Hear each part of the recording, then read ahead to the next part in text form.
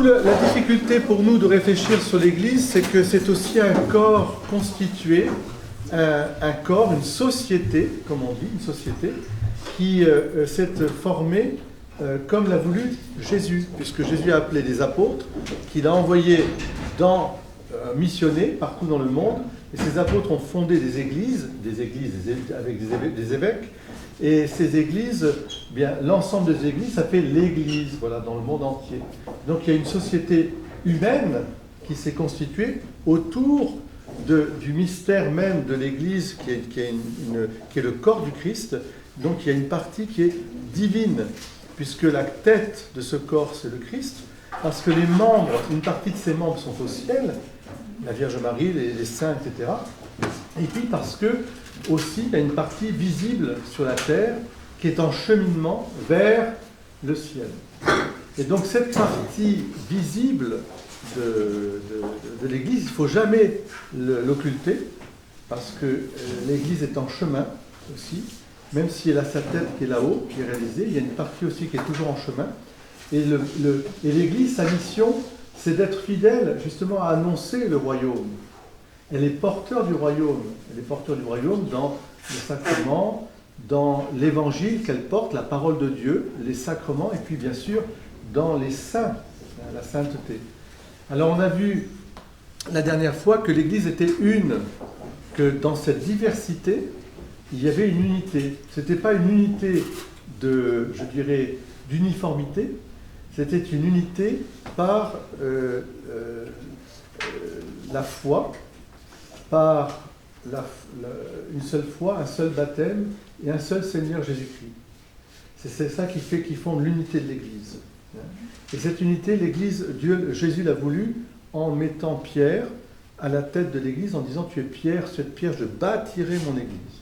Pierre n'est pas pour l'uniformité, il est au contraire pour la diversité, mais dans une communion. Il y a aussi le problème de l'inculturation. Voilà. Aujourd'hui, on voudrait voir l'autre note de l'Église. On a dit que l'Église était une, c'est ce que nous disons au credo. Elle est sainte, une sainte catholique apostolique, et on verra. Voilà. Donc là, on va aborder la question de la sainteté, et inutile de vous dire que quand je dis « est-ce que l'Église est sainte ?», eh bien, la première, peut-être, question à vous poser, c'est qu'est-ce que ça vous dit quand je dis que l'Église est sainte? Est-ce que vous dites ou je sais, ou enfin j'ai une vie, ou alors au contraire ça me choque parce qu'il y a ceci ou cela? Alors, allez-y, jetez-vous à l'eau. Je suis plutôt choqué. L'Église est sainte, ça me choque. Alors pourquoi Parce qu'il y a eu trop d'ambiguïté au niveau de l'Église. D'accord. Donc là tu veux parler de l'Église que tu vois là. Donc par exemple, tu peux me dire, quand je vois le Père Gabriel, comment il mange ses crêpes et tout ça, donc je pense que... Pas du tout. Non, mais je comprends ce que tu veux dire. Ça dépend ce que vous avez entendu par l'Église. L'Église constitutionnelle ou l'Église de l'Assemblée des chrétiens? Alors ça, c'est une bonne aussi une distinction. Il y a l'Église institutionnelle, on va dire, hein, l'institution, et puis il y a l'Église peuple de Dieu. Voilà. Par contre, sur la deuxième, j'ai pas de doute. Voilà. Alors, oui, c'est intéressant. Et pourquoi pourquoi? Parce que pour moi, c'est une prise de pouvoir. Et ces gens-là, pour moi, ils veulent garder ce pouvoir. D'accord. Donc, tu veux dire que dans l'institution, il y a toujours cette ambiguïté du pouvoir, qui n'est plus un service, mais qui est un pouvoir, enfin, toutes les questions qui peuvent se poser. Bon. Mais est-ce que l'Église est sainte alors, qu'est-ce qui veut dire pourquoi elle serait sainte alors? Pourquoi on dirait qu'elle est sainte? On pourrait dire qu'elle est sainte parce qu'elle a été fondée par Jésus. Hein? Mais comme elle est constituée d'humains, oui, avec tous les défauts des humains, oui. Donc on trouve des trucs... On trouve de l'humain. On trouve de l'humain. Mais, et en quoi elle est sainte quand même dans ce qu'elle propose? C'est la vérité parce qu'elle est du Christ. porteuse. Alors déjà, Elle est porteuse. Quand on va à l'église, par exemple, ce que l'on voit à l'église, ce que l'on entend à l'église, c'est quelque chose qui nous sanctifie. Oui. Voilà. Hein? qui nous D'accord? élève, en tout cas. Qui nous élève. Donc, Voilà. il y a la parole de Dieu, il y a les sacrements, l'Eucharistie, le baptême, tout ce qu'on reçoit, c'est saint, n'est-ce pas? C'est la communion de l'Église, quand on est en communion, en élévation, c'est Oui. peut-être dans ce moment-là Il y a Parce une qu'on part de est- sainteté, Parce qu'on est en communion avec le Christ. mais qui est hors de la matière finalement. Hors de la matière, Non. pas tout à fait, Ah non. parce qu'elle passe par la matière, Elle elle passe passe par la par le matière. corps du Christ, elle passe par... Mais elle passe aussi par les personnes qui sont à l'intérieur de l'Église. La Oui. communion qu'il y a entre nous tous aussi. Oui. Ah bah oui. Oui, oui. Ah, Pour moi, c'est C'est plus ça. important. C'est ça. Parce que toute l'énergie que ces personnes C'est ça. mettent, Oui, c'est ça. vous la ressentez. oui, on la ressent. Oui, ça, Ça, c'est c'est ça. très bien. Même quand l'église elle est vide. Oui, bien sûr, dans des lieux inspirés, comme on dit. Il y a une Il y a la sainteté. Vierge Marie et tous les saints. Ah, voilà. Donc il y a aussi l'Église dans ces saints qui sont au ciel, hein, la Vierge Marie et tous les saints. Et on a tous, et je pense qu'on a tous rencontré un jour ou l'autre des personnes qui étaient saintes dans nos vies. Moi, ce matin, je voyais une personne qu'on prépare des obsèques, je me disais, ben, c'est ma tante, voilà, c'était Ampaline, c'était la tante qui était, elle priait toujours, elle était toujours en train de porter, la grand-mère, ça peut être la grand-mère, le grand-père, ça peut être, on a des exemples comme ça. Il y a Sainte Anonyme, puis il y a les saints qu'on connaît, qu'on aime bien. Hein, vous avez connu, moi j'ai connu Jean-Paul II, j'ai connu Mère Teresa, j'ai pu voir des saints, disons, vraiment comme ils sont. Et comme ils sont tous centrés, les saints, ils sont tous centrés uniquement par une seule chose, répandre Jésus-Christ. Tout pour Jésus. Tout à Jésus, tout pour Jésus. C'est ça la sainteté. Ils ne cherchent pas, comme tu disais, autre chose. Hein, avoir du pouvoir, de ceci, cela, cela. Exprimez-vous, l'Église est sainte Dans l'esprit. dans l'esprit. D'accord. L'Église est sainte. Il ne faut pas voir le côté matériel dans l'Église, il faut voir le côté justement saint, il faut voir le côté... Bah déjà, ça débroussaille pas mal un peu le débat. Et je vous invite, si vous voulez, maintenant, à entrer plus profondément dans le mystère, parce que ça c'est un mystère, hein, la sainteté de l'Église, dans le mystère de l'Église qui est sainte. Laure, explique-nous. Je vais essayer. Tout d'abord, je vous présente un livre, comme ça vous aurez tout ce qu'il vous faut, c'est l'Église sainte, mais non sans pécheur. Ah, déjà, Voilà, d'accord, il ne faut pas déjà il y a confondre une les niveaux. distinction. Hein? Mais quoi? Non sans pécheur. Non sans pécheur, c'est du cardinal Charles Journet. Et donc c'est des compléments de ces réflexions, hein, et qui vous expliquent pourquoi l'Église est sainte et pourquoi il y a des pécheurs aussi qui sont dedans. Voilà. Faites passer le livre, vous regardez, sinon parole et silence. Voilà. Donc il faudrait déjà partir sur ce que signifie le mot sainteté. Ben, Voilà, parce que faut qu'on soit d'accord sur le mot déjà. Hein? qu'est-ce que ça veut dire saint? Saint, voilà. Pureté, Pureté, pureté, sans péché. sans péché. Oui. Dépassement. Justement, on va parler de ça. Sans péché. Un dépassement. Un dépassement.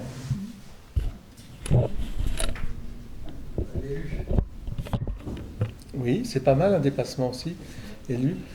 Charité.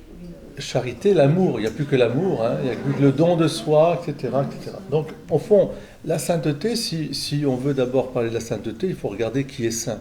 Oui. C'est l'auteur de la sainteté, la source de la sainteté. La source de la sainteté, c'est qui? Ben, c'est Dieu. Dieu est saint. 3 fois saint, on le dit à la messe. Saint, saint, saint le Seigneur. Donc la sainteté, il faut d'abord la regarder en Dieu. Or en Dieu, comme dit très bien Geneviève, Saint Jean nous l'a rappelé, Dieu n'est qu'amour. Donc la sainteté est liée à l'amour. Qu'est-ce que c'est que l'amour? C'est, encore une fois, aimer, c'est tout donner et se donner soi-même. C'est tout donner et se donner soi-même. Donc dans ce mouvement de désappropriation, quelque part, de lui-même, ça on peut dire que c'est Dieu. Dieu ne cesse de se désapproprier, parce qu'il est tellement un serviteur, Dieu, il est tellement dans l'amour qu'il est serviteur, hein, c'est qu'il ne retient pas jalousement ses prérogatives de Dieu, mais il ne fait que nous les offrir, les donner. La création, l'humanité, la grâce, évidemment, la gloire, parce que vous imaginez que Dieu nous invite à partager sa propre vie à travers la grâce, donc il y a le voir face à face dans l'éternité. C'est-à-dire que tout ce qu'il a créé ici, tout ce monde sera transformé, transfiguré, et on verra plus que tout sera lumière de Dieu. Déjà, notre ciel est beau avec la lumière de Provence. Hein. Mais là, imaginez dans la lumière de Dieu, de l'amour de Dieu. Tout ne sera qu'amour. Donc la source de la sainteté, c'est Dieu, et Dieu qui se donne toujours. Il est toujours en train de se donner. Ce matin, à la préface de la messe, j'ai chanté « En qui nous avons l'être, le mouvement et la vie ». Donc la source de sainteté, elle est là. Et parce que Dieu est saint, tout ce qu'il fait, et toute la finalité de son agir, c'est pour la sainteté. Mais la sainteté, ça veut dire la bonté, la vérité, la bonté et la beauté. Les trois transcendantaux. Ce qui fait qu'on est saint, c'est quand on est dans la vérité, la bonté et la beauté. Et on pourrait dire que la beauté du geste, comme on dit, ben c'est un geste qui est vrai, qui est bon et qui est beau. Quoi. Et c'est en Dieu, c'est que ça. D'ailleurs, dans la Genèse, vous avez le récit, et Dieu vit que cela était bon, très bon. De toute façon, en Dieu, il n'y a que ça. Donc la source, elle vient de Dieu, et la sainteté au sens biblique du terme, après la création et surtout après la chute. Parce qu'avant la chute, tout était sacré. C'est-à-dire, tout était dans la lumière de Dieu. Adam et Ève au paradis ne vivaient qu'en présence de Dieu, ils ne voyaient pas Dieu face à face, ils étaient dans la grâce. Mais tout était dans la lumière, tout était dans la communion. Après la chute, il y a une rupture. Et la rupture, elle vient du fait que le diable instille dans le cœur de l'homme de prendre ce qui n'est pas à lui, de devenir le propriétaire. Alors que Dieu, lui, il donne tout ce qu'il a fait. Il est toujours en train de donner. L'homme se l'approprie. Et quelque part, en faisant ça, il se coupe de ce qui est saint, du sacré. Il se l'approprie. Voyez. Quand tu prends quelque chose qui n'est pas à toi, ben tu le désacralises. Quand tu voles quelque chose, quand tu violes quelque chose, etc., tu désacralises la chose. Et donc, c'est très important de voir le mouvement qu'il faut avoir, vous voyez, pour rentrer dans la sainteté. C'est-à-dire qu'il faut rentrer dans un mouvement de désappropriation pour se couper, je dirais, le diable, qu'est-ce qu'il a fait? Il a voulu que ce soit profane. Profané, profane. C'est même plus que ça. Dans la Genèse, le démon, il a tenté Adam et Ève, oui. Adam et Ève pour qu'ils aient plus de pouvoir, c'est-à-dire un pouvoir égal à Dieu. C'est-à-dire tout ça, c'est à toi.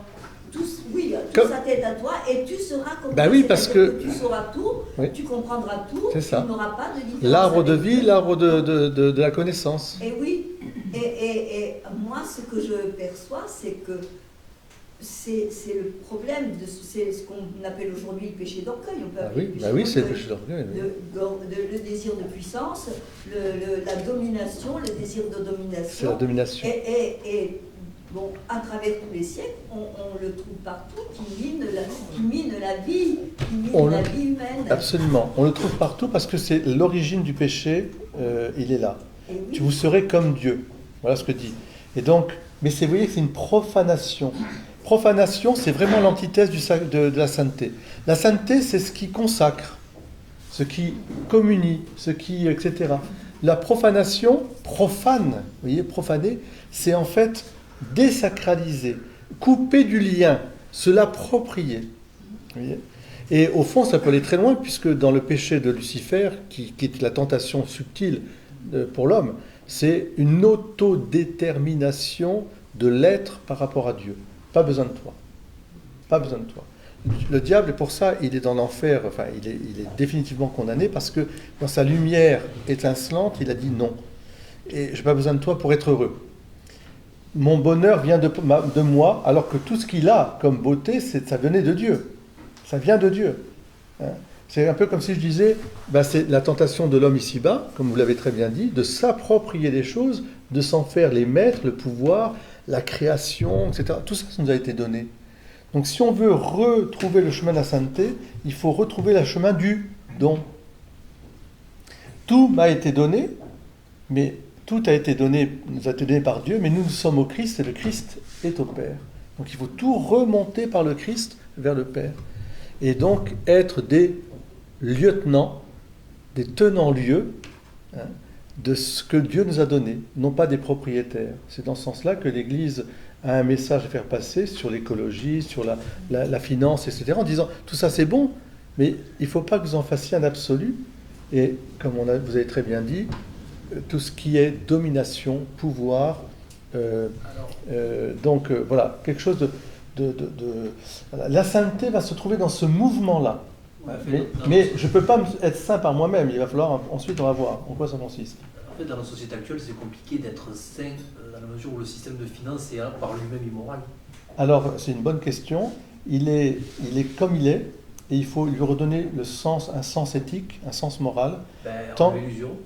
Non, mais justement, tant qu'on ne remettra pas l'homme au cœur de l'économie, à ce moment-là, tu as raison que le système financier aujourd'hui est totalement immoral et totalement idolâtre de l'argent. C'est vraiment l'argent au sens de Dieu. Hein.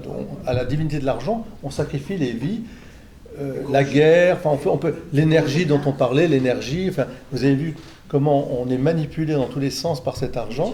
C'est diabolique. Mais l'argent est un moyen. Mais l'adoration de l'argent, c'est de l'argent pour l'argent, c'est-à-dire financier pour financier, au détriment de l'homme, puisque c'est toujours pour avoir plus d'argent. Ça, c'est diabolique. C'est comme dit Jésus dans l'Évangile, on ne peut pas servir deux maîtres, ni Dieu ou l'argent. Ce n'est pas l'argent en tant que moyen, mais parce qu'on a tous besoin d'argent pour vivre. Mais ce n'est pas la fin. Voilà. Le veau d'or. Alors, retenez ça, c'est que la sainteté et le profane, voilà. Profane, il y a quelque chose qui désacralise les choses. Comme si comme si Dieu n'était pas partout présent, l'auteur de tout. Et si tout vient de Dieu, tout doit retourner à Dieu. Et nous sommes là, sur la terre, pour, vivre dans le bien, en faisant le bien, mais pour réordonner à la fois nos vies, le matériel, la création, tout ça, réordonner vers Dieu, voyez, dans cette présence de Dieu. Alors ça ne veut pas dire que pour être saint, ça suffit. Je veux bien prendre l'élan, mais j'ai besoin d'aide, je vais avoir besoin de salut parce que je ne suis qu'un pauvre pécheur moi-même aussi. Donc il faut que je lutte. Alors, Laure, oui. Vas-y. Voilà, donc on voit déjà qu'à partir du moment où c'est Dieu qui est saint, c'est lui qui a décidé de la création de l'Église. Donc forcément, ça va descendre comme ça. Vous voyez ce que je veux dire? Et c'est lui qui va sanctifier l'Église. C'est obligatoire. Et il va la sanctifier comment? Par qui? Celui qui en est la tête. Donc, Qui est la tête de l'Église? Non. Oui, si tu veux, quelque part, oui. C'est-à-dire, c'est bien l'homme, Dieu. C'est-à-dire le Christ, vrai Dieu et vrai homme. Aujourd'hui, Terrestre, le pape est le vicaire du Christ. Ouais. Voilà. Mais c'est le Christ. Voilà, la tête de l'Église, c'est le Christ. au départ. Et le corps, voilà, c'est le peuple de Dieu, quoi. Oui, vous comprenez? Ouais, voilà. Donc en fait, voilà, c'est important de voir que celui qui va intervenir, qui va intervenir après justement la chute d'Adam et Ève, celui que Dieu va envoyer, c'est Jésus-Christ. Voilà. Et Jésus-Christ est saint. Jésus-Christ, oui, est saint. Voilà. D'ailleurs, les démons, quand ils sont chassés par... ils l'appellent le Saint de Dieu. Que nous veux-tu, le Saint de Dieu, etc. Voilà. Ouais. Vous voyez, la colère enfin, ça veut bien dire ce que ça veut dire. Oui, mais enfin, oui, c'est... Ah non, ça, ils ont ça, non, il est sans péché, le péché ne... L'homme est tombé dans le péché est tombé dans l'homme, bien sûr. L'homme n'est pas péché, il est pécheur. Mais justement, il faudra distinguer. Je crois que ce qui est important, c'est de considérer que la création, comme tu dis, de l'Église, elle vient du ciel. C'est un plan de Dieu, vous voyez. Et elle remonte vers le ciel. Elle est déjà une partie au ciel. Mais elle s'immerge, comme le Christ lui-même, comme le Fils de Dieu s'est immergé dans notre nature humaine. Il a voulu que l'Église aussi, qui est son corps, la constitution de l'Église pour continuer son œuvre soit bien immergée dans l'humanité, enfin dans la création, avec ce côté d'une réalité humaine qui va coexister avec la constitution divine, ou on va dire avec la réalité divine. Hein, les deux choses, exactement comme dans le Christ, la nature humaine et la nature divine coexistent ensemble avec une seule personne. Et bien dans l'Église, c'est un peu ce mystère. Sauf que, évidemment, si le Christ est la tête, nous sommes les membres, et nous sommes des membres pécheurs. Il y a des membres saints, qui sont déjà au ciel, mais nous sommes des membres pécheurs. Donc il va falloir bien distinguer ces deux plans pour ne pas achoper. C'est-à-dire qu'il ne faut ni jeter le bébé, mais parfois il faut bien purifier l'eau quand même du bébé. Hein. C'est-à-dire l'eau du bain, il faut quand même de temps en temps un peu la laver, parce qu'il y en a vraiment besoin. Hein. C'est sale. C'est-à-dire que comme dit Bernanos dans le journal d'un curé de campagne, une paroisse, il faut la nettoyer au balai. Enfin, c'est un peu sale. Il y a de la poussière toujours. Hein. Donc on n'est pas parfait. On s'égratigne un peu, on se chipote. Et donc il faut qu'on revienne au centre qui est le Christ. Et quand je reviens au centre qui est le Christ, eh bien, je communie à la sainteté même du Christ à travers tous les sacrements qui nous sanctifient, à travers l'annonce de l'Évangile, qui est une parole de vie et qui est, on pourrait dire, une présence aussi réelle du Christ. Il est là. Et la parole de Dieu, elle est sainte. Jamais, il faut la considérer comme un sacrement aussi, voyez, qu'on porte sur notre cœur. Et puis, la vie fraternelle, la vie de ce qu'on partage en ce moment ensemble, vous voyez, qui nous sanctifie. Parce que on vit vraiment je dirais, on vit la famille des enfants de Dieu. On la vit là. Vous voyez, le partage, l'entraide, l'écoute, essayer d'être attentif aux uns aux autres, déposer aussi un peu nos soucis, et puis surtout,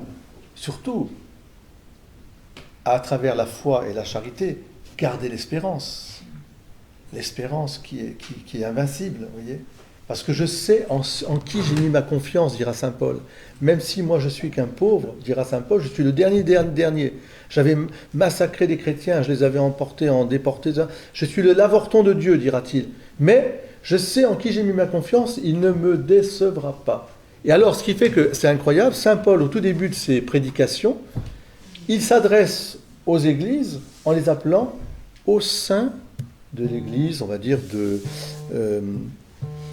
l'église de... attendez, je suis obligé de m'arrêter là. Au sein de l'église d'Éphèse ou de l'église de... Et pourtant, les gens qui étaient à Éphèse ou à Corinthe, quand tu les appelles les saints à Corinthe, ils étaient en train de se disputer. Donc tu diras à Saint-Iké et Vaudi d'arrêter de se crêper le chignon. Donc il voit bien que en fait, ça ne veut pas dire qu'on est parfait. Ça veut dire qu'on est sanctifié. Si on est sanctifié et si on reste comme des petits enfants à la mamelle, toujours en tétant le bon lait du Christ, alors petit à petit, nous grandissons dans la sainteté. Par contre, il est très sévère sur les fauteurs, les loups déguisés en berger, dans tous les scandales qu'on peut voir, etc. Ça, il faut mettre ça dehors. Ça, c'est vraiment innommable. Pour moi, ça n'a pas de nom. Les loups, à la fois, on l'a vu, la dernière fois, il y avait tout ce qui était hérésie, tout ce qui détournait de la vraie foi dans le Christ. Ensuite, les schismes, bien sûr aussi. Les schismes qui sont des déchirures, donc qui sont humains. C'est toujours les humains entre eux qui se déchirent. Ensuite, pour des questions de pouvoir et tout ça. Ensuite, troisièmement, les scandales de mœurs, bien sûr. Les démons, ils sont où là-dedans? Les démons, ils tournent toujours autour. Ils sont toujours autour, Oui, c'est oui. eux les fautifs. C'est eux les fautifs, c'est eux qui agissent, qui attisent. Mais il y a le libre arbitre. Mais le libre arbitre est là, nous ne sommes pas des marionnettes. Oui, on se pose la question. Dans un péché humain, Oui. la responsabilité du pécheur, elle n'est pas à 100%, puisque Non, déjà, il y a le péché originel, et exactement. après, il y a les démons qui poussent. Tout à fait. C'est une très bonne question quand même, malgré tout. C'est une aparté, mais vous avez... Enfin, ça lien. Oui, Tu as raison, Thierry, par rapport à la sainteté. C'est pour ça qu'il ne faut jamais confondre le pécheur et le péché. Voilà. Ne jamais identifier un homme avec une femme, avec son péché. Voilà. L'adultère, non. C'est, comme dit Jésus, cette femme qui avait été surprise en adultère, personne ne t'a condamné, moi je ne te condamne pas, relève-toi. Voilà. Mais eux, les autres qui était dur de cœur et qui avait fait pique-pendre, parce que quand ils sont partis, la queue entre les jambes, c'est le cas de dire, excusez-moi, ils étaient partis, ils lui disaient, jetez la première pierre, c'est les anciens qui sont partis les premiers. Donc ils savaient très bien que... Bon, eh bien, il leur dit, eux, il l'avait amené comme la pécheresse, quoi. S'ils savaient que c'était une pécheresse, Marie-Madeleine, c'est pareil. Mais Jésus, jamais, il voit l'enfant de Dieu. La victime. Oui, bien sûr, il y a une part de responsabilité. Ça, bien sûr, non, mais Thierry, je suis assez d'accord avec vous, parce que la faiblesse humaine est très grande. Voilà. Mais c'est pour ça qu'il ne faut jamais...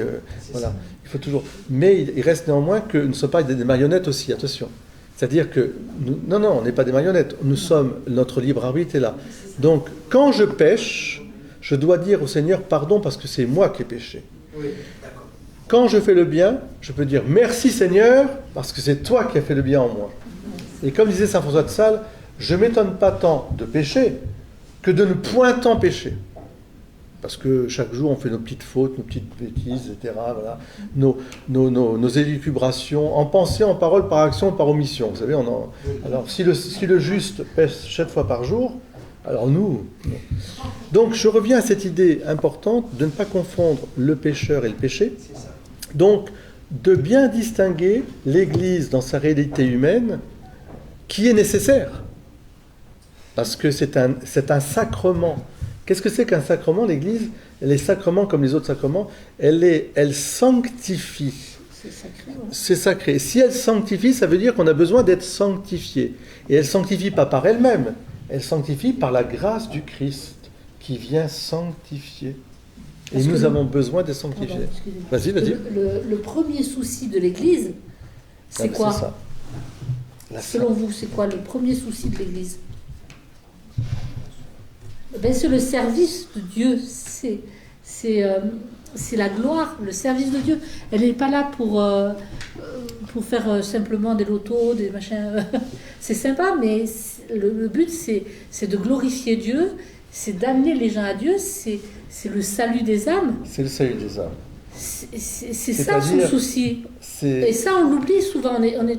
On est souvent branché sur quelque chose de très terrestre. Vous voyez ce que je veux dire? Disons... On peut perdre de vue l'autre aspect en disant tiens, la paroisse elle va bien parce qu'on y fait beaucoup de choses. En soi, je ne dis pas qu'il ne faut pas... Attendez, il faut faire des choses. Au sens qu'on est là pour aussi vivre, faire vivre. Mais si cette animation n'est pas au service de la sanctification, c'est-à-dire, au fond, de faire vivre le Christ en nous, alors on peut achoper. Parce que le but premier de l'Église n'est pas d'être une ONG. Le but premier de l'Église, c'est d'annoncer l'Évangile, la bonne nouvelle du salut, et d'apporter le salut à tous.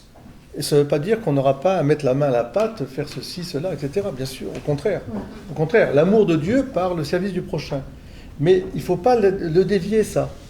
Parce qu'il y a eu tendance dans les années un petit peu post-concile, où on faisait du social beaucoup, et je ne dis pas qu'il ne faut pas faire du social, parce que nous sommes des êtres de vie en société. Mais si on le tire de ce qui vient, de l'influx de sainteté qui vient de l'annonce de l'évangile, des sacrements, etc., il reste un petit club de gens bien sympathiques, on s'entraide, on va se donner des petites choses, on va apporter, mais quelle est la valeur, je dirais, quel est le motif profond, la vie qui m'anime. Hein? Un peu comme Mère Teresa, rappelez-vous, Mère Teresa, elle disait « J'interdis aux sœurs d'aller porter secours aux plus pauvres, 3 petits points, si elles n'ont pas commencé par faire 2 heures d'oraison le matin. » Donc, dans sa règle, les sœurs font 2 heures d'oraison, ensuite elle a la messe, c'est ça, et après, ils vont au service des plus pauvres, et là, les plus pauvres à Calcutta et autres. Hein. Mais parce qu'elle disait, pour $1 million, je ne ferais jamais ce métier si je ne voyais pas le visage du Christ dans le pauvre que je sers.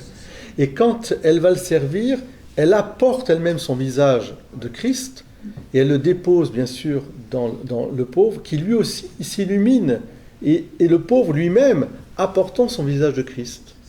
Donc ça, c'est très très beau, très, très réconfortant et plein de grâce. Voilà, la sainteté. Alors, Laure? Alors, on doit distinguer quand même l'Église comme réalité humaine et l'Église comme œuvre divine. Alors, parce qu'il y a une phrase qui m'a marquée chez Journet, il dit à un moment, si l'Église n'était pas sainte, elle ne serait pas œuvre divine. Eh oui.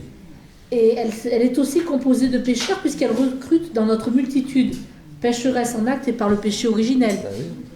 On est faible. Si elle ne rassemblait que des pécheurs sans rester œuvre divine, elle ne pourrait pas offrir le salut. Donc, les pécheurs dans l'Église ne souillent pas l'Église, qui est le corps unique du Christ. Ils ne sont en elle que par le bien qui existe en eux, et le mal qui les souille reste en dehors de l'Église. La tâche de l'Église est de sauver les pécheurs, non pas de les tenir à distance. Elle doit les attirer vers la sainteté. Il ne faut jamais oublier ça, parce qu'il y a des personnes qui vont vous dire « Oui, mais il y a tellement de pécheurs que bon, c'est pas possible. » Mais c'est ça, elle doit prendre les pécheurs et les tirer vers le haut. Et il y a d'autres personnes qui vont dire « Non, mais l'Église, c'est tout là-haut, et puis ici... Voilà. Vous voyez, il faut garder les choses ensemble. L'Église est voulue par le Christ, elle est sainte parce que son œuvre, elle doit l'accomplir comme ça. Mais voilà. Elle est sainte parce qu'elle est totalement sanctifiée, continuellement, par le Christ qui en est la tête, et par l'Esprit Saint qui diffuse à travers le corps, comme l'âme pourrait diffuser, la grâce. Vous voyez ? Donc, en fond, ce qui est important, c'est que dans l'Église apparaisse vraiment ce salut, à travers l'annonce. Encore une fois, il faut annoncer la parole de Dieu, qui est une parole forte, qui est une parole de médecin de Dieu. Vous voyez, l'Évangile est quelque chose qui, comme une épée qui fait la jointure entre les deux, vous voyez, en disant attention, il ne faut pas rester, on ne peut pas avoir deux pieds un pied dans une pirogue et un autre dans une autre. Il faut choisir le bien, il faut haïr le mal. Il y a deux voies qui se proposent à nous. Et l'Évangile, avec le Christ, les béatitudes, etc., le rappelle avec force. À quoi sert à l'homme de gagner l'univers s'il en vient à perdre son âme? À quoi sert de concourir à ceci et cela si tu perds ton... attention, ça ne veut pas dire qu'on n'a pas à œuvrer, mais tout orienté vers le salut, c'est-à-dire vers l'amour répandu, communiqué, la charité de Dieu en moi et moi à travers les autres. C'est ça le but ultime de toute notre vie. Il est là, à travers le service, bien sûr, mais ça doit irriguer.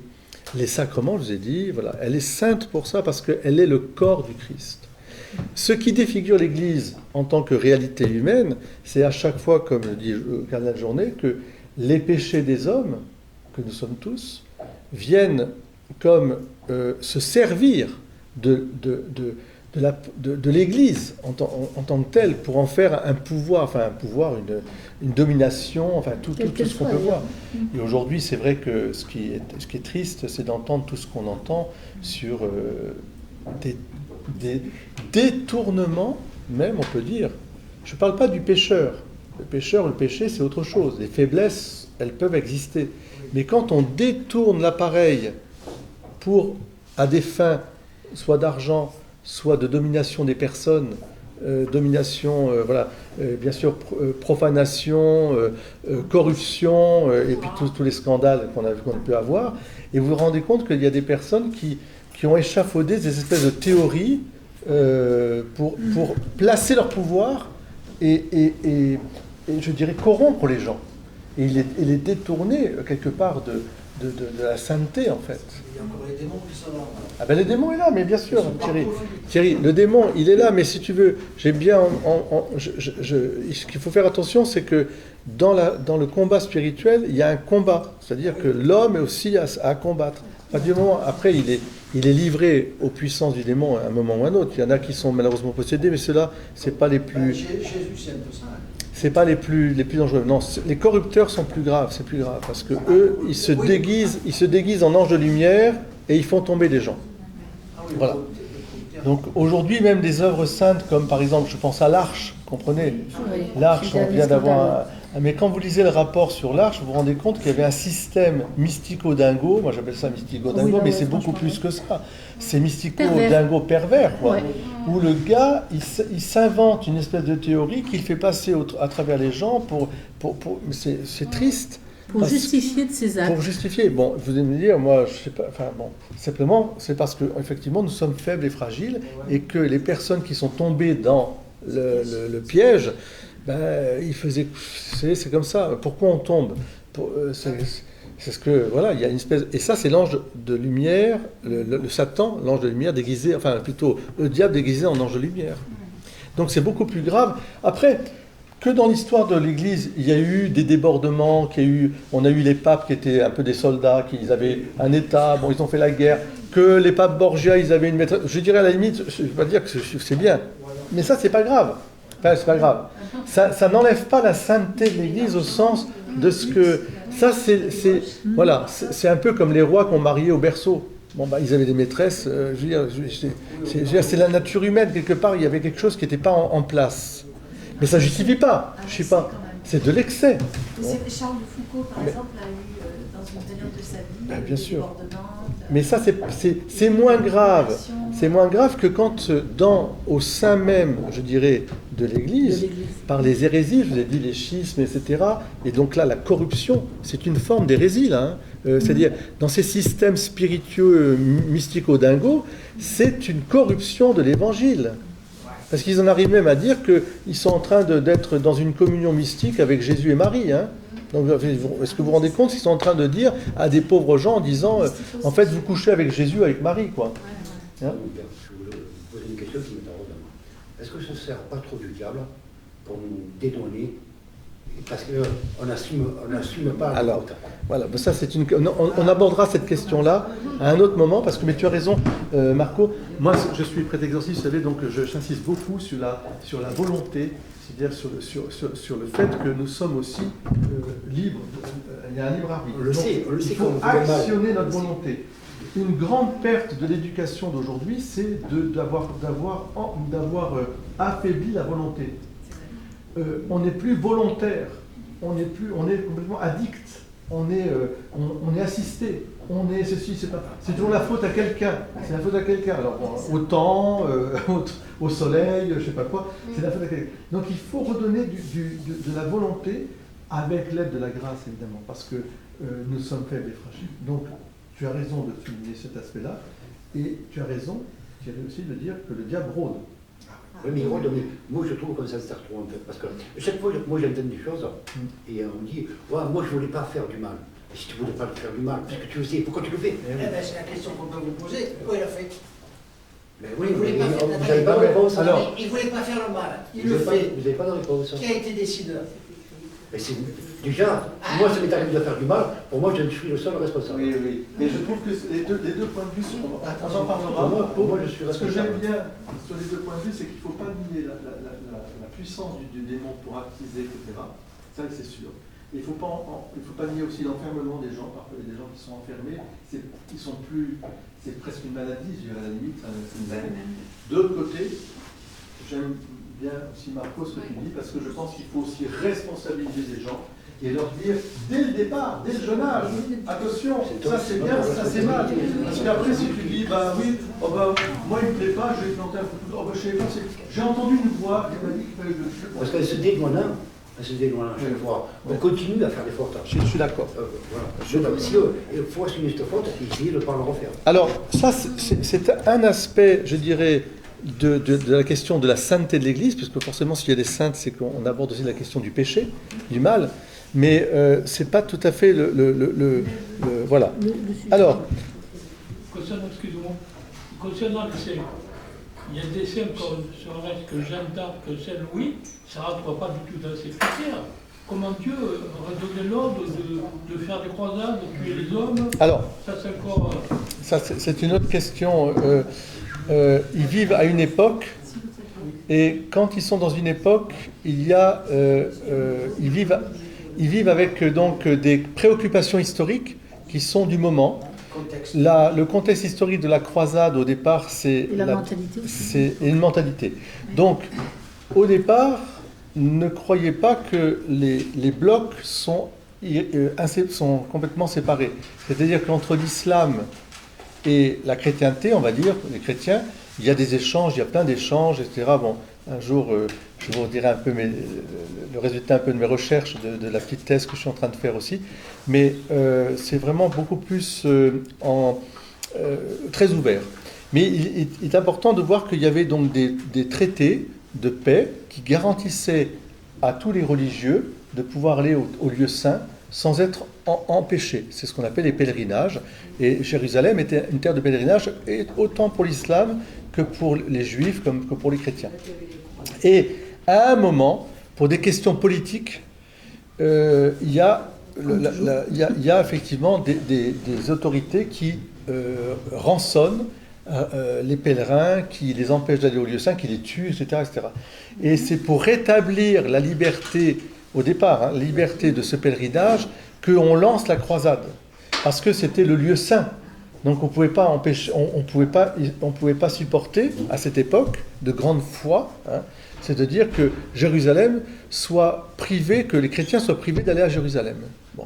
Après, ça c'est la croisade, dans un temps où on réglait les affaires en chevalier d'ailleurs. Ce n'était pas les guerres totales qu'on a maintenant, parce qu'on fait la leçon des croisades, mais quand on voit les guerres modernes depuis la Révolution française jusqu'à nos jours, c'est des guerres de destruction totale. Là, ils se battaient à coups de lance et d'épée, puis ils reculaient, ils reprenaient une position, etc. Néanmoins, la croisade est devenue très vite une question politique, géostratégique, etc. Bon, ce serait un peu long, mais de fait, c'est pour ça que Saint-Louis, qui a bien sûr été en croisade, il l'a fait comme un preux chevalier. Il a été, vous savez, fait prisonnier, il a été d'ailleurs libéré. Enfin, les musulmans eux-mêmes étaient tout à fait, le sultan était admiratif de la foi de Saint-Louis, et il l'a respecté. Donc c'était un homme qui était un preux chevalier. Et dans son armée, il y avait aussi, ça rejoint un peu l'Église, lui c'était un saint, et puis dans son armée, il y avait des gens qui étaient ou fous, un peu fous ou téméraires, comme son frère Charles qui s'est fait tuer de manière bête en allant avec il s'est fait enfermer dans une petite ville, un souk, quoi, puis il s'est fait... Là où ils ont désarçonné les cavaliers, puis ils sont morts. Donc non, Saint-Louis, c'était pas du tout... Saint-Louis disait même, pour avoir la paix avec mon cousin d'Angleterre, s'il fallait, pour ne pas faire souffrir mon peuple, s'il fallait vendre la moitié de mon royaume, je le ferais. Donc vous voyez, il vivait vraiment la sainteté au fond de lui, mais dans son époque. C'était un homme très pieux. Mais c'est très pieux, il assistait à la messe 2 fois par jour, il servait les malades, etc. Mais en même temps, c'est un homme de son temps. Il voulait punir les blasphémateurs en leur coupant la langue. Et, parce qu'à l'époque, c'était comme ça, on coupait. Et alors, c'est le pape qui l'a arrêté en disant mon bon Saint-Louis, non, c'est mon bon Louis, il a dit roi de France, c'est pas comme ça qu'il faut faire, on n'a pas à mutiler les gens. Mais lui, il le faisait par honneur pour Dieu. Voilà. Oui, vas-y Marco. Donc on parlera de cette question que tu as abordée, c'est très bien. Très bien. Alors non, ce qu'on va dire... Dieu, tout amour, donne pas l'ordre de tuer les hommes. Oui, alors, la croisade, c'est pas tuer les hommes, c'est délivrer les lieux saints au départ. Il y a des morts. Mais bien sûr, alors on ne fait pas d'omelette sans casser des œufs. Donc on est bien d'accord. Donc, mais c'est le temps. Regardez aujourd'hui. Aujourd'hui, on voit bien que le problème, il est là. Si tu veux la paix, prépare la guerre. Donc à un moment ou à un autre, il y a des épreuves de force qui se font. Dieu, alors voilà, là où vous avez raison, c'est que Dieu ne donne jamais l'ordre d'aller tuer des gens. Ça, c'est clair. Mais l'esprit des croisades n'est pas au départ d'aller tuer les Mahométans. Il est d'aller libérer les lieux saints. C'est tout. Et en disant, laissez-nous passer. Et vous voulez pas, on y va. On va découdre. J'ai appris que toutes les croisades, ça fait à peu près 5 millions de morts. Ah non, mais ça, c'est de toute façon... Après, puis en plus, il y a eu plein de croisades. Il y en a eu 7 ou 8. Je ne sais pas, il faut voir dans le temps. Enfin, on verra. Si, parce qu'il ne faut pas oublier qu'il y a eu la croisade des enfants, il y a eu je ne sais pas combien de centaines de milliers qui sont morts. C'était affreux, tous ces... C'est la folie, un peu la folie. Alors, si on revient sur le sujet de la sainteté de l'Église, l'Église donc est sainte par le Christ, vous avez compris ? Par le Christ. Une sainteté du Christ qui est inimitable. Hein. Nous, on ne pourra jamais... non, il faut être clair quand même. Hein. Ben, c'est pas nous qui nous sauvons, c'est lui qui nous sauve. Voilà, hein. Et, Non, parce que et des j'ai fois- et j'ai envie de vous dire une phrase importante, c'est pas nous qui sauvons l'Église, c'est l'Église qui nous sauve. Attention, Voilà, absolument. Ouais. faut faire attention à ça aussi. Et donc pour ça, il va se servir d'une grâce qu'on appelle la grâce sanctifiante. Mhm.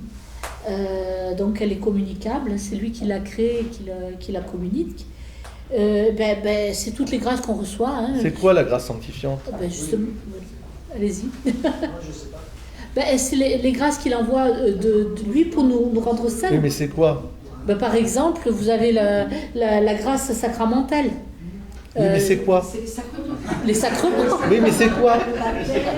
La grâce, c'est la participation à la vie de Dieu, à la vie même de Dieu. C'est comme s'il nous donnait de sa vie. Vous voyez? Voilà. Et c'est vrai dans les sacrements, puisque à chaque fois que vous avez un sacrement de baptême, d'Eucharistie, etc., c'est Dieu qui se donne à nous, en nourriture, en baptême, dans l'eau, etc., la vie même, etc. C'est participation à la vie même de Dieu. Grâce sanctifiante. Oui. Grâce actuelle, Oui. c'est des grâces occasionnelles pour nous aider à vivre chrétiennement, à vivre, je dirais, comme de vrais humains dans la filiation divine. Vous voyez. Donc ce sont des grâces actuelles. On a toujours des grâces qui nous sont données. C'est comme on a toujours le petit démon qui dit non, fais pas ça. Et là, l'autre qui vient, etc. Oui, mais Thierry, je vois à côté de toi, tu as le petit démon, mais tu as aussi le petit ange. Ah oui. Il parle pas de toi. Hein. Voilà. Et ça, c'est la grâce actuelle, grâce habituelle, effectivement, grâce sanctifiante, parce qu'elle nous sanctifie. C'est le Christ lui-même, répandu et communiqué. Voilà. Elle est créée donc par lui. Ah ben elle est créée, oui. C'est cette grâce qu'on reçoit, c'est lui qui nous l'envoie. Qui va s'épanouir dans la vision béatifique. Oui. De la grâce à la gloire. Voilà. C'est le chemin c'est le sentier de la gloire. Et puis il a pour mission de faire participer les hommes à sa grâce, bien sûr, et puis aussi de fonder un culte qui soit vraiment saint par excellence. Ben oui, parce que avant on faisait des sacrifices, machin, enfin, c'était pas... Disons, oui, c'était mélangé, c'était très mélangé de choses. C'est-à-dire qu'au fond, Jésus commence par dire, viendra un temps où on adorera en esprit, en vérité. La grâce justifie, la loi, elle vient, comme dit saint Paul, révéler le péché. La loi révèle le péché, la grâce sauve. Parce que je ne peux pas, par la loi seule, me sauver. Bien sûr, je connais les commandements. Tu aimeras Dieu, tu ne voleras pas, tu ne tueras pas, nanana. Mais par moi-même, je ne peux pas appliquer les 10 commandements. Parce que je suis justement soumis aux tentations. Mais il me faut la grâce du Christ qui vient et qui va même m'emmener plus loin avec les béatitudes. Encore plus loin parce qu'il y a le don de soi pour que les autres aient la vie. Alors la sainteté du culte, c'est la sainteté de la messe, par exemple, tout à fait au hasard. Mais non, on va pas au tout de hasard. suite, pas au hasard. Non, c'est vrai. Mais ce que je veux dire par là, c'est que voilà, chaque jour, dans le monde entier, il y a des messes qui sont célébrées. Hein. Et à chaque fois, c'est le moment où le prêtre consacre l'hostie et le calice. C'est un moment de l'acte immense par lequel l'Église élève sur l'espace et sur le temps, le sacrifice rédempteur. Et ça, je pense que des fois, on ne se rend pas bien compte de ce qui se passe à la messe. Peut-être qu'il y a des choses à retravailler là-dessus aussi. Parce que c'est vraiment un moment crucial. Chaque jour, vous vous rendez compte que dans chaque messe, il va y avoir le sacrifice rédempteur qui va être célébré. Moi, je trouve que c'est énorme, quoi. Oui. Et c'est pour ça qu'il y a l'obligation d'assister à la messe tous les dimanches. Plus si on pouvait, hein. Y a pas de, hein, vous pouvez y aller les jours de semaine, mais l'obligation en fait d'aller à la messe tous les dimanches, elle est due à ça. C'est une obligation d'église morale au sens que c'est comme si on disait une fois par semaine, venez vous ressourcer à la source divine Ouais. Venez reprendre l'amour de Dieu qui s'est offert à nous en sacrifice. Venez communier. Il y a un très beau chant là-dessus, hein, d'ailleurs un chant d'Emmanuel, c'est « Venez à la source ». Voilà. Il faut venir communier. L'obligation, elle est là parce qu'on ne veut pas laisser les enfants du bon Dieu sans nourriture, sans ressources, sans force pour être en semaine. C'est le pain de vie. C'est le pain de vie. La messe est le renouvellement non sanglant du sacrifice de la croix. C'est-à-dire qu'à chaque fois qu'une messe est célébrée, et en particulier le dimanche qui est le jour de la résurrection, est réactualisée, représentée ou présentée à nouveau le sacrifice unique du Christ pour le monde. Et en communiant, non seulement en écoutant la parole de Dieu, en participant, en chantant, comme on l'a fait ce matin, avec l'organiste magnifique, etc., avec Jérôme, en communiant, nous nous sanctifions. C'est-à-dire, c'est Jésus qui vient nous sanctifier, nous mettant à la disposition. Voilà. Et quand à la messe, vous commencez par dire « Je confesse à Dieu », c'est pour nous rappeler que nous sommes pécheurs. Mais pécheurs pour être miséricordieux, c'est-à-dire pour avoir des grâces. C'est pour nous rappeler que sans moi, vous ne pouvez rien faire. Donc, ce n'est pas pour nous labourer la conscience, c'est de dire, oui, je suis un pécheur. Et arrière, comme Saint Pierre. Comme Pierre, quand il voit Jésus, toujours, je suis qu'un pécheur, qu'est-ce que je vais faire? Tu seras pécheur d'homme. Voilà. Et c'est la grâce, ma grâce te soutient. À Paul qui dit, mais j'ai demandé 3 fois, que me délivre de telle tentation. J'avais une écharpe dans ma chair, dit Paul. Et Jésus lui répond, ma grâce te suffit. Ma grâce te suffit. Porte cette écharpe, si je puis dire, ma grâce te suffit. Donc avance. Donc ça veut dire que la sainteté ici-bas n'est pas l'absence de péché, ou de faiblesse, ou de défaut, ou de etc. etc. Parce que quelqu'un m'a dit, ah oui, mais alors regardez Paul et Barnabé. Ils se sont disputés, ils se sont séparés. Chacun a fait sa route, et tous les deux sont saints. Ça veut dire que malgré, ou plutôt à cause de leurs difficultés, ils se sont mis devant la grâce du Seigneur, ils ont dit, écoute, voilà, maintenant on trace notre chemin, mais sous la grâce du Seigneur, ils ont été fidèles à la grâce du Seigneur. Ils ont été sanctifiés. Bernadette dira, moi, je voudrais qu'au lieu de me raconter les miracles à gogo, des hagiographies de son ancien temps, on me dise comment les saints ont surmonté leurs défauts. La messe. Alors comment ils ont la grâce qu'il les a donnée. Parce qu'il y a des saints qui étaient colériques. Il y a eu des saints qui étaient, je sais pas moi, boulimiques. Il y a eu des saints qui étaient avares peut-être, etc. Un peu comme Louis de Funès qui... Bon. Et comment ils ont surmonté leurs défauts pour que tout à coup la grâce vienne? Eh bien, c'est effectivement, ils sont allés à la messe peut-être. Oui, la messe est essentielle pour les saints. L'Eucharistie est le centre de notre vie. Vous pouvez lire n'importe quelle... la source est le sommet de la vie.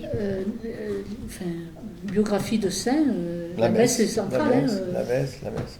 Et même au temps où on n'avait pas la communion journalière, quotidienne, c'est même enfant, il y a des grands saints, ils sentaient qu'il fallait qu'ils aillent communier, ils demandaient la permission de pouvoir communier plusieurs fois dans la semaine. Parce qu'à l'époque, c'était ouf. Il y a l'époque de jansénisme. Je pense à Sainte Marguerite Marie à la Coque, qu'on fêtera, c'était pareil.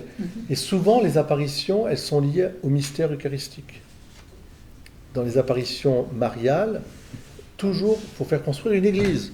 On ne fait pas construire une piscine, voilà. Même si moi, j'aime bien aller nager. On fait construire une église.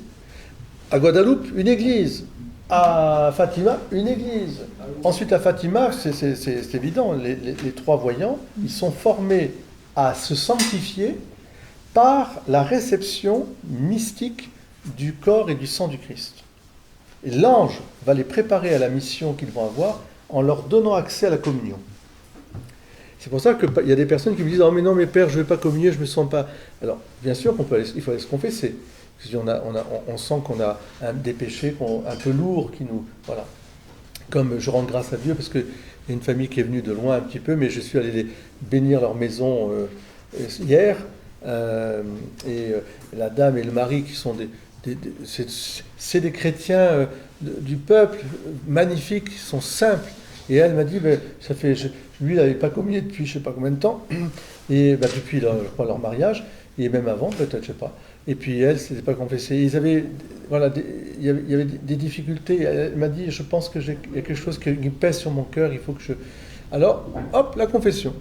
Bénédiction de la maison, confession, et puis après la messe, et retourner à la messe. Et alors là, ils sont venus avec la grand-mère et tout, là, ce matin, ils étaient là, ils vont revenir à la messe, ils sont trop contents. Donc, ça veut dire que, effectivement, l'Eucharistie, qu'est-ce que c'est que l'Eucharistie, si on y pense bien? C'est Jésus, présent. Mais c'est comme si j'avais Jésus là, avec moi. Mais qu'est-ce qu'a fait Jésus tout au long de sa présence sur la terre? Il n'a fait que du bien, c'est-à-dire il a annoncé, il a guéri, il a libéré. Et après, il s'est donné la nourriture. Donc, l'action de l'Eucharistie est une action de lumière, de guérison et de libération. Et c'est pour ça qu'il faut inviter les gens à venir communier. Et si une personne, il n'y a pas longtemps, m'a dit « Oh, je n'ai pas fait ma première communion, mais est-ce que je peux encore... » Il a 70 ans, monsieur. Il me dit « Vous pensez que je peux faire ma communion ?» Je ne parle pas de Jean, parce que Jean, il a déjà fait sa communion, lui, dans son cœur. C'est pas lui que je parle. Mais un monsieur qui est catholique, mais qui n'avait jamais fait sa communion. Pourquoi ? Parce qu'au moment de faire sa première communion, il y a eu une dispute avec le curé et la famille. Et la famille, terminé. Et lui, il n'a pas communié. Alors il s'est dit, tiens, je ne communie pas. Et puis après, il s'est dit, bon, c'est pas pour moi. Même s'il pensait qu'il en avait besoin. Et bien là, je dis, mais monsieur, mais au contraire, c'est pour vous, vous êtes resté en attente, là. Le Seigneur va vous donner la communion. C'est lui. Alors là, vous voyez, vous communiez à Jésus qui agit. La sainteté du culte, la sainteté de la messe, vous avez compris, donc là, l'Eucharistie, effectivement, les grâces eucharistiques. Un enfant qui vient avec ses bras croisés, il reçoit aussi une grâce de l'Eucharistie, de la communion. Vous voyez. Le plus important, c'est la communion. De grâce que nous puissions communier en communion, c'est-à-dire non pas en routine, non pas en ceci, ça, il faut renouveler un peu, il faut rafraîchir un peu le sens de la communion. Qu'est-ce qu'il y a comme autre... Bon, bien sûr, il y a toutes les décisions de prendre à l'Église, par exemple, de fêter telle fête, etc., qui doivent aussi nous unir pour nous amener à Dieu. Et puis, bon, vous avez 7 sacrements, il n'y a pas que le sacrement de l'Eucharistie, vous avez 7 sacrements. Et en particulier le sacrement de la confession. Voilà. Donc, la réconciliation, qu'il ne faut pas négliger. Très important. Je disais hier, je crois, que c'était le gros problème actuellement, c'est que la confession, les gens l'avaient zappé. Surtout dans des vies un peu... Bon, voilà, on a tous nos difficultés. Et je reviens sur l'exemple de cette personne qui me dit, je sens que j'ai un poids de mort, en fait, en moi. Donc, il faut pouvoir aider les gens à se dire, mais attendez, Jésus est venu libérer. Et tout ça est pardonné. Et c'est un sacrement. Oui, mais moi, je me confesse directement à Dieu. Certes, mais si Jésus a institué le sacrement de réconciliation, même si on passe par un homme qui est un pécheur lui aussi, mais c'est Jésus-Christ qui pardonne. C'est qu'il y a une grâce, réelle. Comme quand je communie au corps du Christ, c'est bien le corps du Christ que je reçois. Quand l'absolution est donnée, c'est bien le pardon de Dieu, et c'est absolu. Si je ne mets pas d'obstacle volontaire, le pardon, il est donné. Les péchés seront remis à ceux à qui vous les remettrez, et ils seront retenus à ceux à qui vous les remettrez. Donc moi je pense que dans le mal-être du monde aujourd'hui, il y a la désaffection aussi du sacrement de réconciliation et de pénitence. Parce que il faut, c'est comme si on n'avait plus de douche. Il n'y aurait peut-être pas tout ce mal qui se passe aujourd'hui. Ah ben ça c'est clair. Oui, il y a une accumulation des péchés qui reste. Une accumulation, un poids du péché. Voilà. Moi, ce qui me Cécile. Ce qui me tracasse, c'est que tout ce qu'on dit là, c'est magnifique. Oui. Magnifique, et c'est vrai. Mais quand on voit l'Église en tant qu'institution, telle qu'elle est, actuellement, depuis tout temps, je parle pour actuellement, comment ça se fait que l'Église ne fait pas un peu le ménage parmi toutes les personnes qui la constituent? Parce que ce sont des gens qui donnent la communion, qui la reçoivent, qui prient, etc. Mais par ailleurs, Il y en a certains, pas tous, mais par exemple, je pense au prélat de la curie romaine, qui ont des appartements luxueux, des voitures extraordinaires, qui, à la limite, j'ai envie de dire, mais qu'est-ce qu'ils ont en eux de Jésus, quoi. Oui. Il y a toujours une part de bien qui restera quand même. Hein. Oui, mais c'est une très bonne... mais c'est une très bonne question, parce que c'est exactement ça, c'est-à-dire que quel est le visage du Christ que l'on va apporter? Si j'arrive, enfin imaginez, bon, pourtant j'aime bien les bonnes voitures, les belles voitures, j'aime bien quand il y a les mariages, rentrer dans les voitures, c'est les couper de ça, et je prends des photos. Mais enfin, imaginons le Père Gabriel arrivant dans sa Ferrari ou sa Lamborghini, là, arrivant, se garant, là, et sortant, non mais voilà, sortant en disant, mes bien chers frères, il faut qu'on s'entraide, nanana, puis repartant avec sa voiture, enfin, bon. La personne va dire, mais attendez, il y a quelque chose qui ne va pas. Oui, non, mais ça c'est une photo.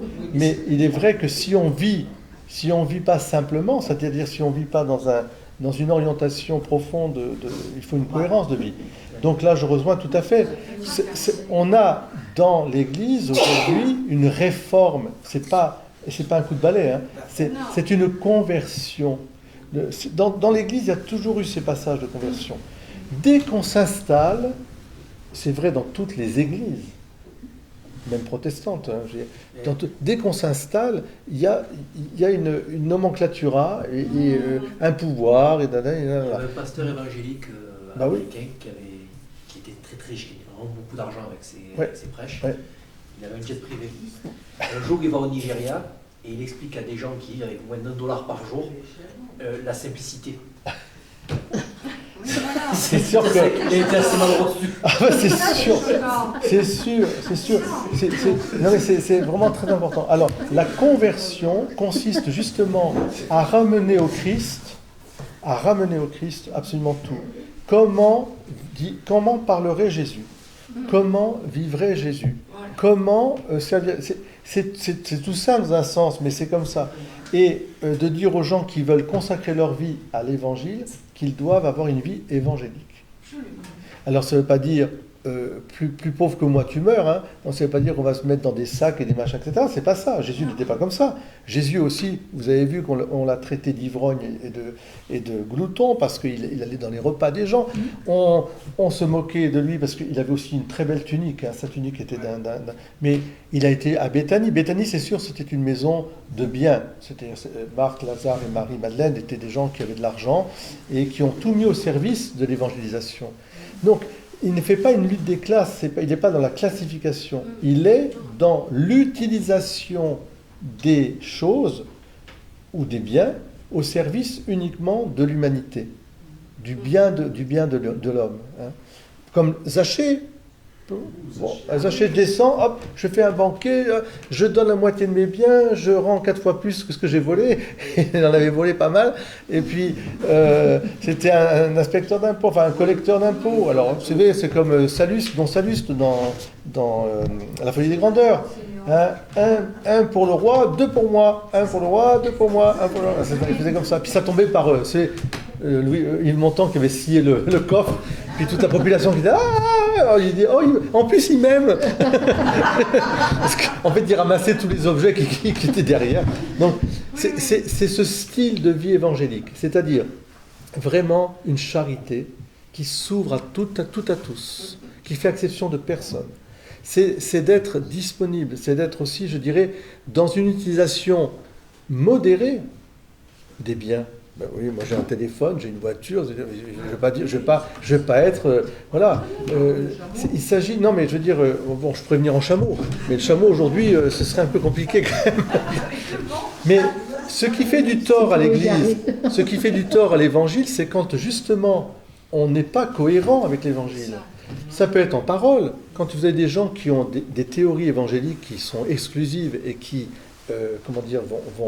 vont prêcher la guerre plutôt que la paix, la justice sociale, etc. Ça c'est terrible parce que c'est un détournement. Saint Paul se bat pendant une partie de sa vie contre les judaïsants. C'est quoi les judaïsants? C'était des chrétiens, enfin, ils étaient chrétiens, ils voulaient rester judaïsants, c'est-à-dire avec la loi, les pratiques de la loi. Et il dit, mais si le Christ nous a sauvés par la grâce, nous n'avons pas besoin de la loi au sens des prescriptions. Il y en avait 662. Il ne méprise pas cela, lui qui était pharisien, il savait très bien. Mais il dit, mais arrêtez d'enfermer les gens dans ces prescriptions. Parce qu'ils confondent la religion du cœur avec l'extérieur, et personne n'arrive à ça. Et puis surtout, il disait, moi je prêche à des païens, enfin du monde barbare, ça ne leur dit rien du tout, vos questions de viande ou de nourriture ou de vêtements.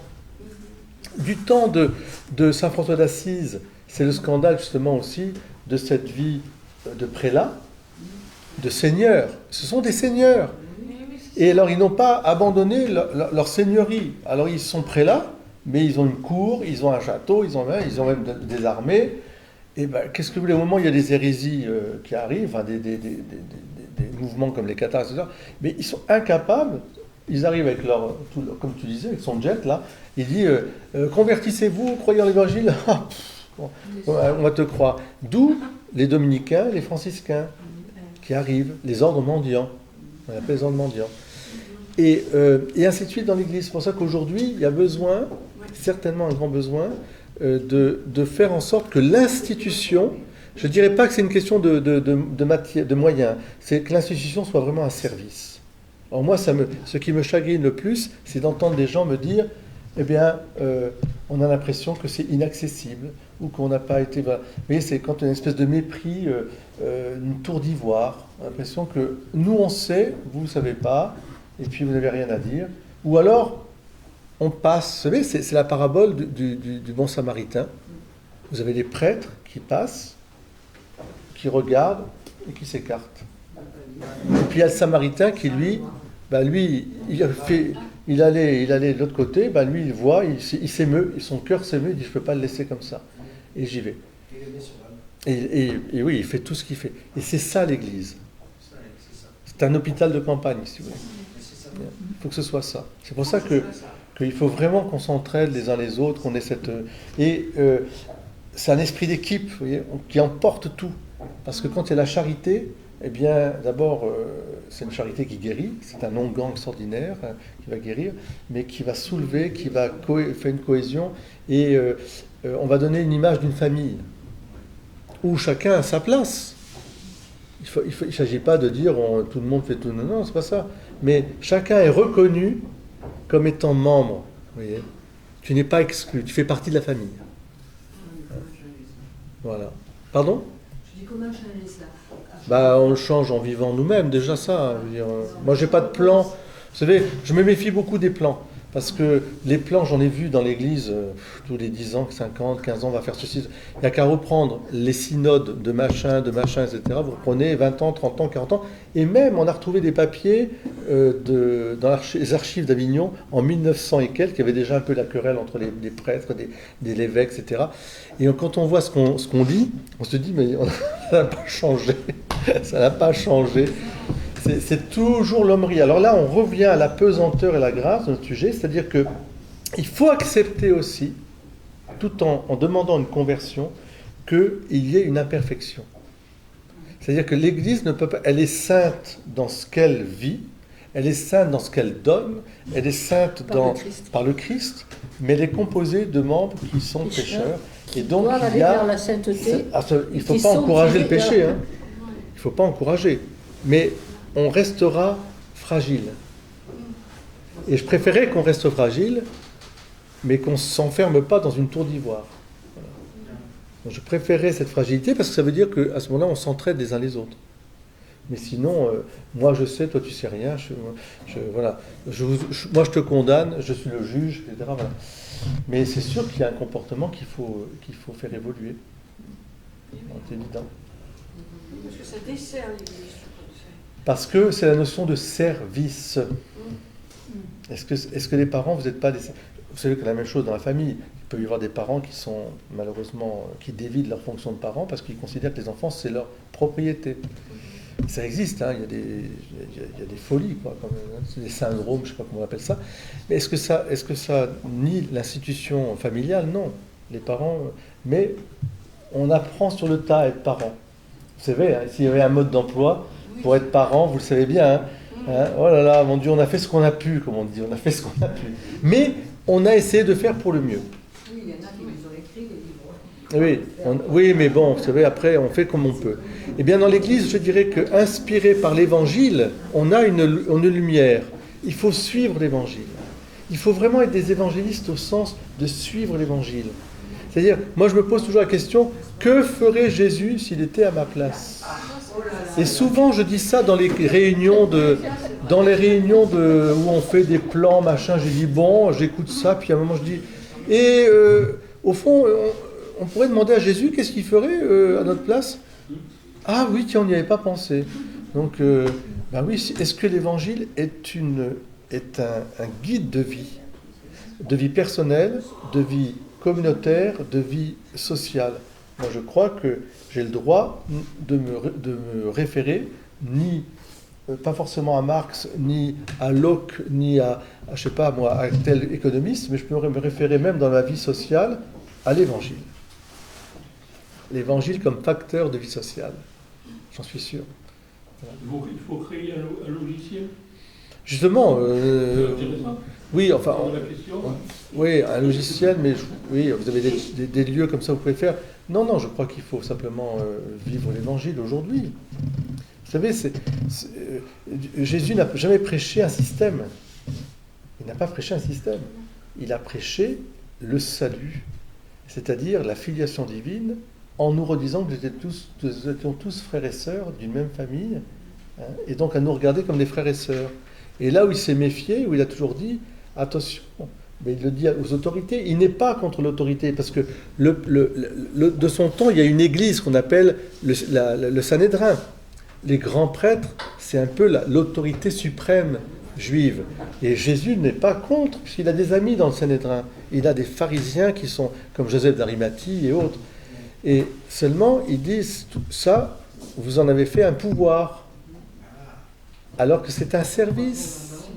Ce que vous ne supporteriez pas vous-même de porter, 30 secondes, vous le faites porter aux autres. Alors, mettez-vous au service. Voilà. Et Jésus, qu'est-ce qu'il a fait ? Il était au service. Je vous ai dit au début, comment il a agi pour sanctifier. Il a porté la bonne nouvelle du salut, c'est-à-dire qu'il a redonné confiance à la vie aux gens. Ils disant, n'ayez pas peur, Dieu est là avec vous. Ensuite, il les a guéris, il a accueilli leurs souffrances, leurs maladies, etc. Et troisièmement, il les a sauvés. C'est-à-dire qu'il leur a donné accès au ciel en donnant sa vie. Jésus-Christ, Fils de Dieu Sauveur.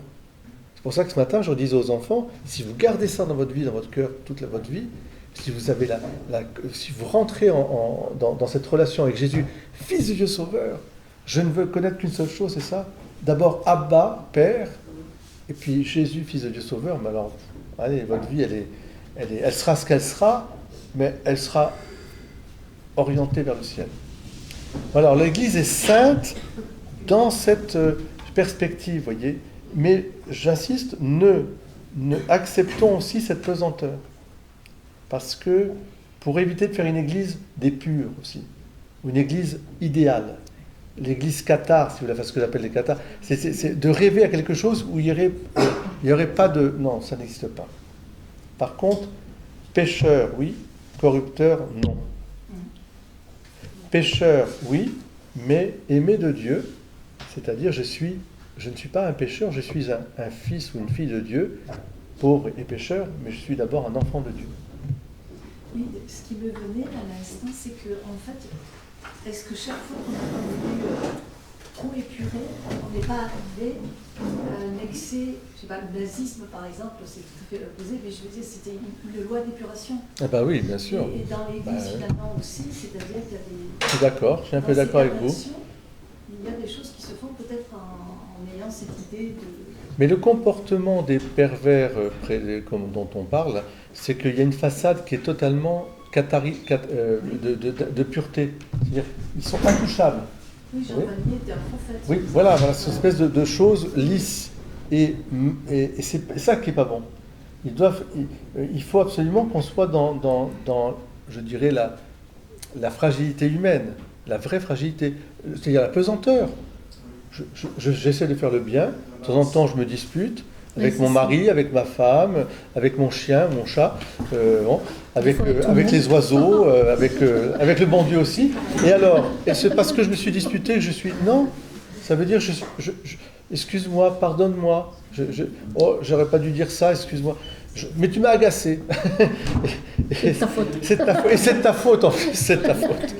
Mais il faut l'accepter. Oui, effectivement, je suis assez d'accord avec ça. Oui, parce que quand on se trouve comme les pécheurs, c'est c'est qu'en fait, ça nous amène à un chemin, à un dépassement, oui. Et puis à une et conviction. je dirais à une humilité qui s'ouvre à l'humour.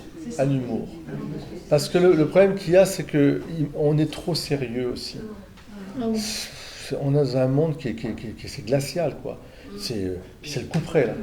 Regardez ce matin, alors, écoutez, franchement, il y a le match de rugby bientôt, là, et ce matin, en revenant de Gadagne, j'étais sur mon poste préféré, c'était pas Moscato, mais c'était RMC quand même, et alors, je fais pas de publicité pour... Et j'entends les journalistes, c'était sur le fait que Bernard Laporte a été invité par l'entraîneur de l'équipe de France et les joueurs à assister au match en Italie. Et est-ce que ça choque? Alors il y en a un journaliste, oui c'est choquant cet homme, nanani, nanana. Puis tous les sportifs qui étaient là, il y avait Douillet, il y avait, comment il s'appelle, Duprat, entraîneur de club de foot, tout ça. Il dit non. Et Duprat, il a très bien parlé. Il dit, moi ça me touche beaucoup. Parce que d'abord, il ne faut pas oublier qu'il n'a pas confondu le pécheur et le péché. Il a dit, d'abord, Bernard Laporte, il a apporté beaucoup de bien à l'équipe de France, et si l'équipe de France était là, c'est qu'il a eu un vrai chef, etc. Bon. Deuxième point, il a dit, ce qui me touche, c'est que c'est pas lui qui est allé, c'est que c'est les joueurs et le staff qui l'ont invité, en reconnaissance, par amitié. Il a dit quand même, il faudrait bien que dans notre société, on n'oublie pas l'amitié quand même. Oui, il a peut-être fait une faute, la justice passera, il a peut-être, je ne sais pas, moi, c'est une histoire d'argent, enfin, de détournement de fonds, enfin, avec Altrad, là, enfin, l'histoire de... Bon, mais est-ce que ça justifie qu'on l'écrase comme si c'était comme si c'était, il n'était plus que ça, et en oubliant tout le reste. Et il dit, c'est beau de voir que les joueurs et l'entraîneur ont invité. Ça, c'est beau. Parce que ça veut dire que malgré sa faute, il y a l'amitié qui est là, et on lui dit, tu viens, voilà, tu restes. Et bien, c'est vrai dans nos familles. Regardez dans nos familles, passer le moment où il y a une déchirure, parce que ça peut arriver, il y a des disputes, etc. Et puis, à un moment, ou les héritages, ou un divorce, enfin, bon, voilà, on sait. Et à un moment, je sais pas, il y a toc, toc, toc, je peux rentrer? Ben, bien sûr, rentre. Dans une famille chrétienne, on va ouvrir la porte. On va pas dire, tu restes dehors. Même si, je me rappellerai toujours une anecdote de mon père nous, on était en train de jouer dans le jardin, et puis il y avait une de mes sœurs, qui est paix à son âme, et que j'aime beaucoup. Elle était venue avec son compagnon à l'époque, en 68, oui, il faisait du camping, voilà. C'était peace and love, machin, etc. Et donc mon père, ça... Et c'était pas possible, quoi. Pour lui, c'était... Et alors, ils arrivent devant la porte de la maison, avec un petit bouquet de fleurs. Puis nous, on avait 10 ans, 10 ans, une dizaine d'années, on regardait, parce que ça fait longtemps qu'on n'avait pas vu notre sœur, et puis papa, il se met devant le perron, comme ça, avec une stature. Il dit, oui, bon, voilà, on est passé, si vous vous aimez, vous n'avez qu'à vous marier. On ne vit pas comme des bêtes ou des cochons. Mais je me rappellerai toujours de ça. Et alors, je voyais le gars, il avait son bouquet. Et alors, mais c'était une scène incroyable parce que, alors, il sort, il rentre dans la maison, il claque la porte. Alors nous, on était là. Je me dis, qu'est-ce qui se passe? Quelle est la suite? Parce qu'on se dit, quand même, c'est pas possible. Parce que c'était un peu comme le retour de l'enfant prodigue, si je puis dire, ma sœur qui arrivait. Et puis la porte s'ouvre, avec un grand sourire, et dit, je vous invite à la table, mais il fallait bien que je dise ce que j'avais à dire. Et il dit, pas que pour moi, mais pour tes frères et sœurs. Waouh! Là, c'est fort. Et après, venez partager le repas. Nous, on était tout heureux, à la fois des deux réactions, si je puis dire. Enfin, au départ, on était un peu estomaqués, mais après, on a compris. Voilà. Et c'est que plus tard, je me suis dit, tiens, il a été ferme et bon. Il faut être ferme aussi. Voilà. Mais après, il a ouvert la porte, il n'a pas dit non, non, non. Et je savais très bien, parce que bon, c'est une histoire de famille, que mes parents étaient toujours en train de veiller sur ma sœur. Et elle était étudiante, enfin, c'était les années un peu. C'était les fleurs. Et alors, peace and love. Et alors, maman a dit chérie, à mon avis, elle ne doit plus avoir grand chose à manger, etc. Alors ils allaient déposer quelque chose sans qu'elle le sache. Enfin, c'était ça. Hein. Parce qu'elle ne voulait pas entendre parler des parents aussi. C'était la rupture, c'était la morale bourgeoise. C'était 68. Maoïste, trotskiste, en fait ça. Voilà. Mais est-ce que ça. Pour autant, je pense que les parents ont une attitude ferme, bonne, enfin, je veux dire, mais elle était bonne. C'est-à-dire que ce n'était pas un rejet. Voilà. Non, pas du tout. Au contraire. Au contraire, je pense que la fermeté, elle est un signe de charité. Parce que si on est boulgui-boulga, ben ça fait une mélasse, et la mélasse, c'est pas bon. Donc... C'est pour ça que les enfants sont perturbés aujourd'hui, parce qu'il n'y a pas assez de fermeté de la part des parents. Mais des parents, voire des grands-parents. C'est pour ça que moi je suis content que j'ai des grands-parents qui...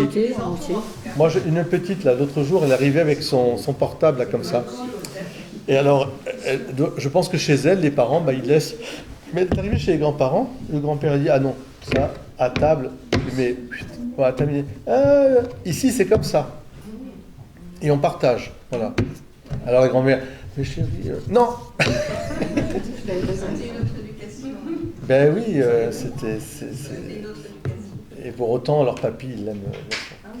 Voilà, la sainteté de l'Église, qu'est-ce qu'on peut... Alors, on va aller faire vite, hein, maintenant. Vas-y. Donc, après avoir vu tous les sacrements, bien sûr, que vous connaissez tous, hein, on va dire qu'il y a aussi la sainteté du message de l'Église. La sainteté du message, c'est important parce qu'il y a eu la révélation qui nous est venue par Jésus, quoi. Hein. Et cette révélation, il faut la garder parce qu'il nous a tout révélé dans les évangiles. On trouve quand même que l'esprit qui tient du Père et du Fils, des choses comme les 3 personnes divines. Enfin, vous voyez, la révélation, c'est très important. Donc l'Église est chargée de garder ce message, d'en être, la gardienne, quoi. Hein. Et donc d'éviter les erreurs. Vous voyez ce que je veux dire? Des gens qui pensent par eux-mêmes, moi je vous interprète ça comme ça, vous allez voir, c'est stop. Elle nous évite tout ça. Il y a un catéchisme de l'Église catholique qui n'est pas fait pour rien, hein, pour ça. Vous pouvez le lire, d'ailleurs, il coûte 8 €. Enfin bref, vous voyez, je vous le dis parce que c'est quand même quelque chose aussi qu'il faut retravailler des fois aussi, son catéchisme. Tout ça, c'est des choses qui sont très importantes et dont l'Église est vraiment le pilier. Vous voyez? Et donc il faut voir que la parole de Dieu, elle a été donnée aux apôtres qui l'ont donnée à leurs successeurs, etc. Et puis finalement, ça a continué. Et c'est toujours le même dépôt de la foi, quoi, le dépôt révélé. Qu'est-ce qu'il a? Il est mort de rire. Toi? Vas-y, Miguel, dis. Qu'est-ce qui vas-y? On s'expliquera. Donc... C'est sur le catéchisme qui vaut 6 €? Non, c'est pas ça. Non, je te dirai après. Bon, d'accord.